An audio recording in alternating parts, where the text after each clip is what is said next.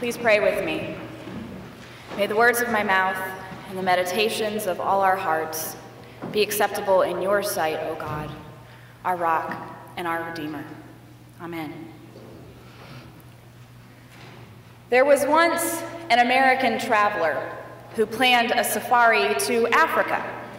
He was that typical type A American tourist who many of us may be, and who I admittedly am when I travel. We do our research about this travel destination, and we have a timetable, maps, and an agenda of the things we need to do and we need to see.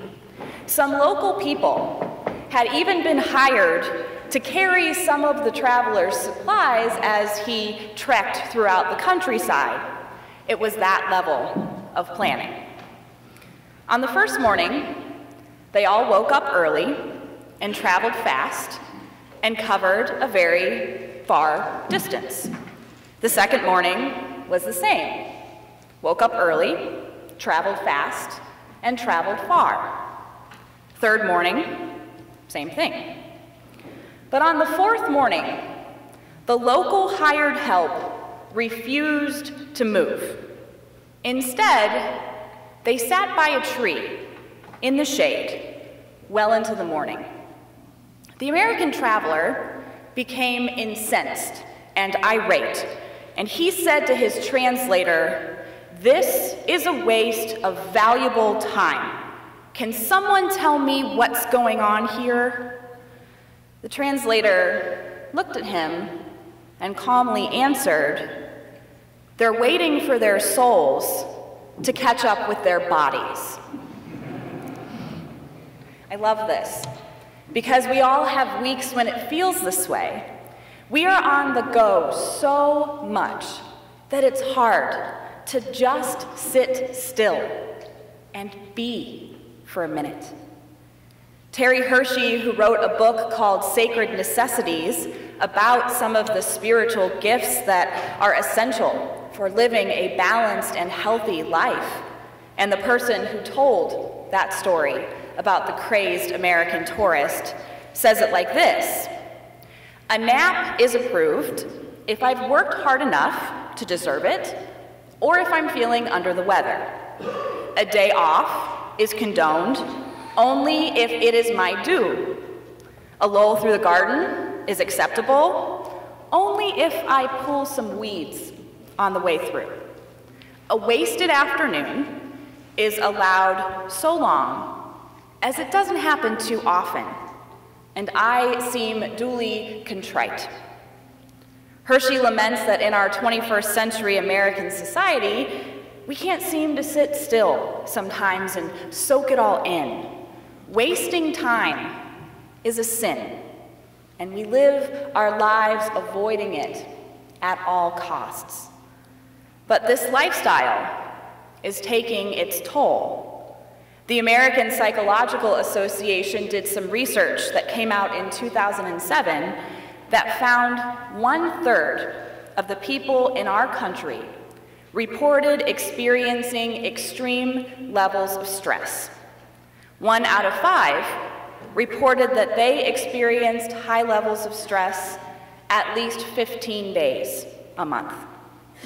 These extreme levels of stress can be bad for your health, physically, emotionally, and spiritually. And I think we too often brush it aside, or we blame society, or the statistics stress us out so much that we don't really want to think about them, and we certainly don't want to change our lifestyle in any meaningful way. Stress and being burdened with many responsibilities is not just a modern American phenomenon, as we can see in today's passage from the Gospel of Mark.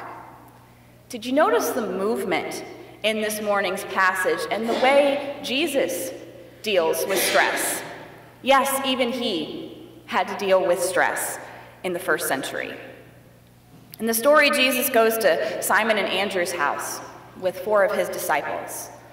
Simon's mother-in-law is sick, so Jesus takes her by the hand, lifts her up, and then she serves them after she seemingly becomes well again.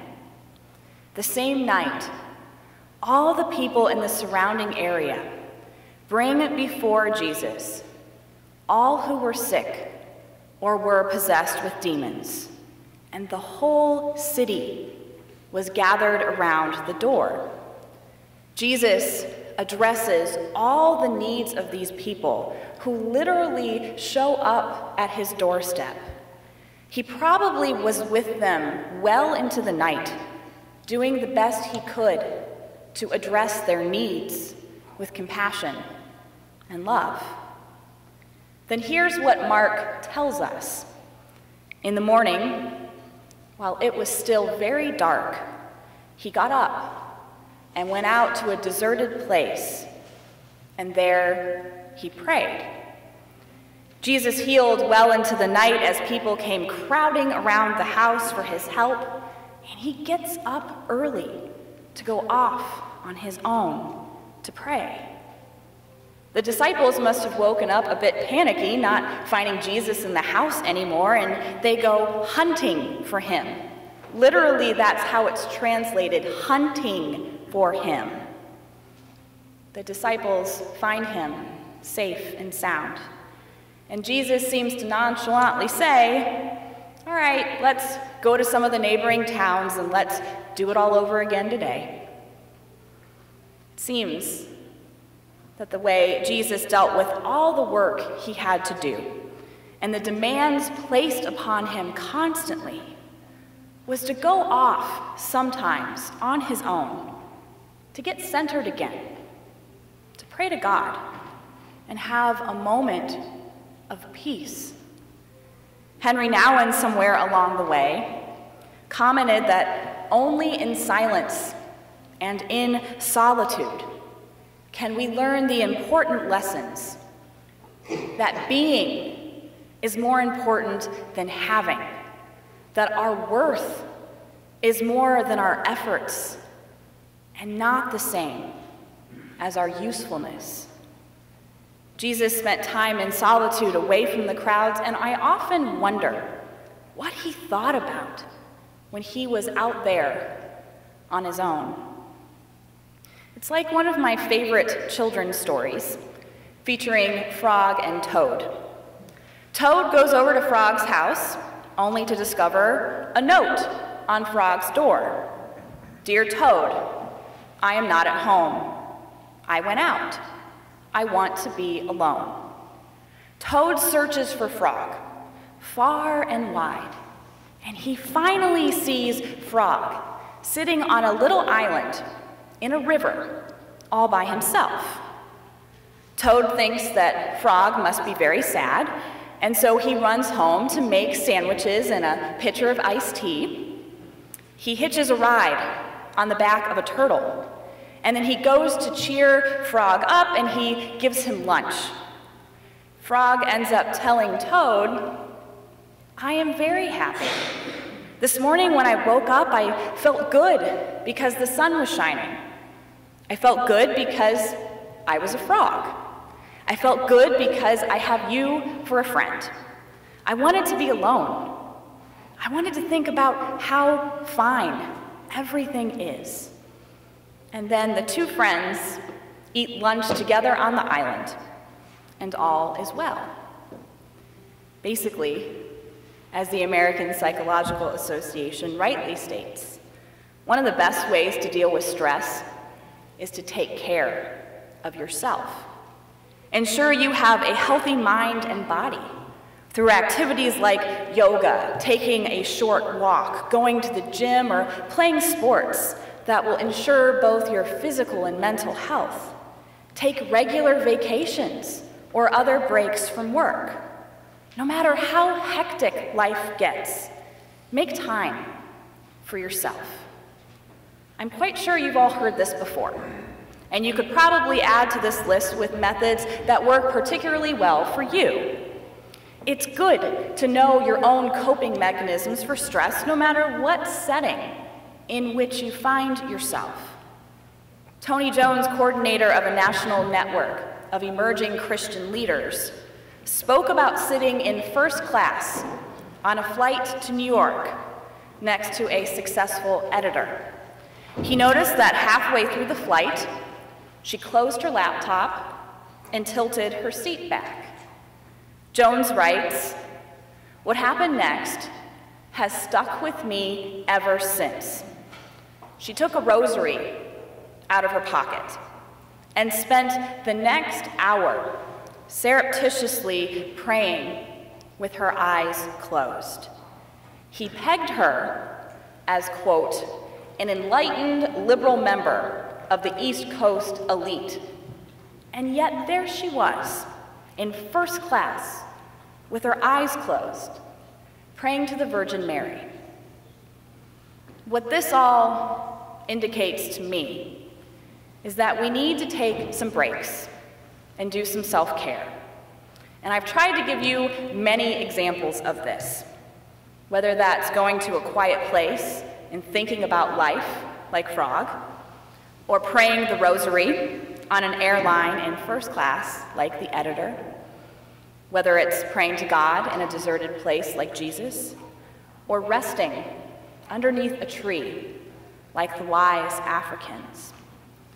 We can see this concept in many instances, and it's notable that even Jesus had to do this, or especially that Jesus had to do this. This morning's passage is a great example of him taking a break from the strains of life to just be. It strikes me that this homily is perhaps not timed very well, as right after church today is our annual meeting, when we will talk about the myriad of activities and programs offered, money spent, mission projects undertaken, and all the stuff in general we have done together this year. And many of us have worked hard to write our annual reports and be prepared for this meeting today. Not exactly a restful week full of rest and contemplation. Or maybe this is the perfect time to emphasize that we need to just stop sometimes and let our souls catch up with our bodies. This is the day to examine where we've been together and some of the exciting places we may go in the future. This is the day to stop our travels over long distances in such a short amount of time, to be ourselves in this moment, here and now. And I pray that we will go forth this day, grounded in the love of God, remembering who we are and to whom we belong. Amen.